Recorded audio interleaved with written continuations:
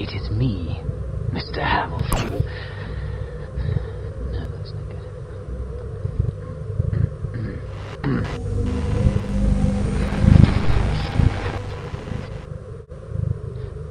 That's too much. Right. So, we meet. Wormwood! What are you doing? I'm, that's to say, I was just, sort of practicing. Practicing what? Well, I was thinking, you see, that I might make an You? Really? in a dream, perhaps, or in the shadows. Why? Well, to nudge him along. I thought if he saw me, then he'd What, Leo? What did you think? well, it would scare him, wouldn't it?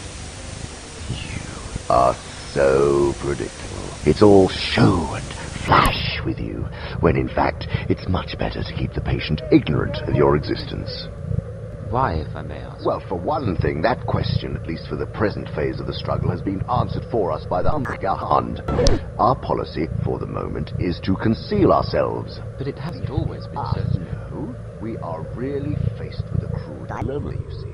When the humans disbelieve in our existence, we lose all the pleasing results of direct terrorism. On the other hand, when they believe in us, we cannot make them materialists and skeptics, at least not yet. Not yet. I have great hopes that we shall learn in due time how to emotionalize and mythologize Earth science to such an extent that what is in effect a belief in us, though not under that name, will creep in while the human mind remains closed to belief in the enemy. How could we accomplish such a thing? Well, there are many different ways. The worship of sex, some aspects of psychoanalysis, teaching real life. Right, but what do we mean by real life? That is the whole point!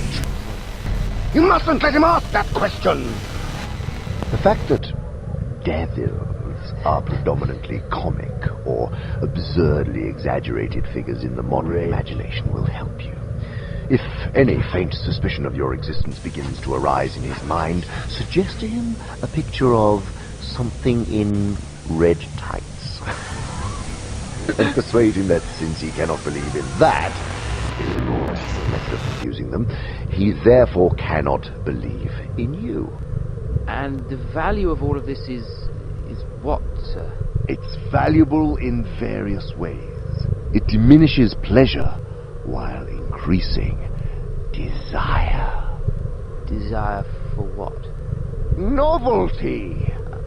You see, the pleasure of novelty is, by its very nature, subject to the law of diminishing returns. It doesn't last. That's why we stoke the human's desire for it. They work harder and harder for a novelty that yields little in return. And continued novelty costs money, so the desire for it spells avarice or unhappiness or both. And again, the more rapacious this desire, the sooner it must eat up all the innocent sources of genuine pleasure. Hence, we always try to work away from the natural condition of any pleasure to that in which it is least natural, least redolent of its maker, and least pleasurable. An ever-increasing craving for an ever-diminishing pleasure is the formula. It is more certain, and it's better style, to get a man's soul and give him nothing in return. That is what really gladdens our fathers. Finish fighting me, silly theatric. Finish with your silly, yes, of course. Now I suggest you get back